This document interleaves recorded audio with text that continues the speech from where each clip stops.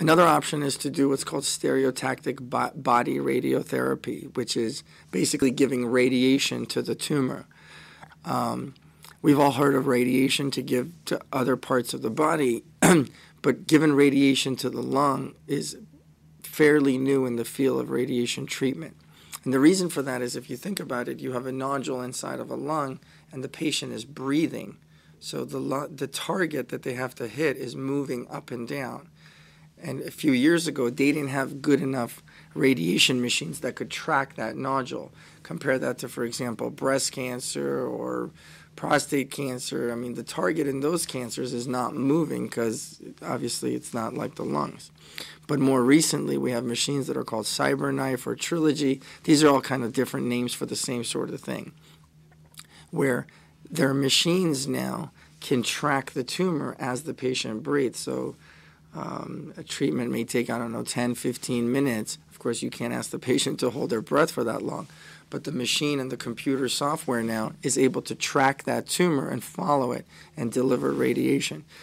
Someone who is a candidate for the more invasive lung surgery, when you take out a lung, I have a feeling that many people would anticipate that they'd be looking at a lot of pain and probably disability after the surgery.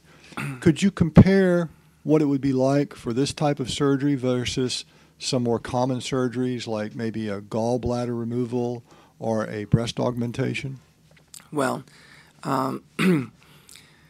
lung cancer surgery obviously is a lot more involved than the other surgeries it usually takes longer. Of course, we're taking out part of the lung, so breathing afterwards is more of an issue compared to for example, gallbladder surgery or plastic surgery. And of course, our patient population tends to be older than someone who maybe has gallbladder surgery or certainly plastic surgery, like you mentioned. So you have an older patient, you have a sicker patient who probably doesn't have very good lungs to begin with, but there are tests that we can do that are called pulmonary function tests that every lung cancer patient gets to see. We look at the numbers and basically do calculations to see if we remove that part of the lung, we anticipate how much we're going to take out, and we subtract how much function that part of the lung is contributing to the entire lung function. So then we can tell if this patient's going to have enough reserve left over, because it's no good to take out a lung cancer and then have a patient stuck on the ventilator, obviously.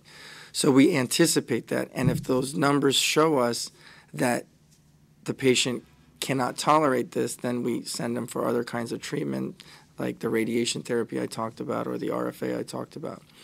As far as pain after surgery, again, with the minimally invasive surgery we do, it has revolutionized the field of thoracic surgery. So whereas patients used to stay in the hospital with a big incision and epidural in their back, which is for pain, which, for example, pregnant people get, so you may be familiar with that.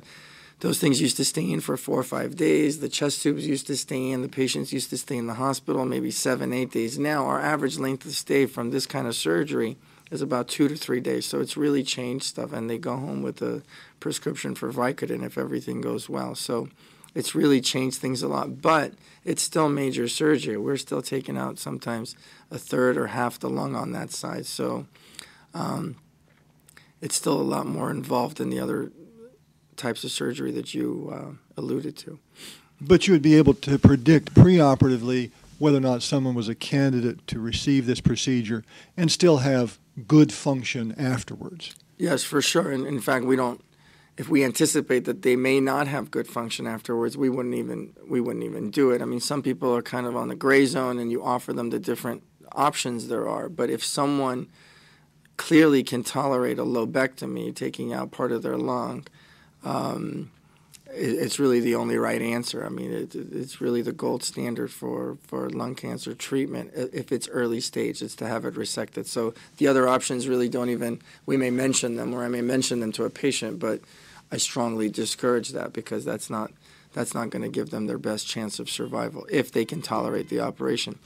Another issue is, a lot of these patients, again, are older and they have a lot of comorbid conditions. So they may be 75 years old and have lung cancer, but of course they may have heart disease as well or other problems. So we have to make sure that they can tolerate it physiologically from all systems, not just their lung. But if they can, and most people can, if you're diagnosed with lung cancer, there's still a lot of good treatments out there. Hopefully it's something that's resectable, and even if not, there's good chemotherapy agents out there, there's good radiation treatments out there, and these things can be used.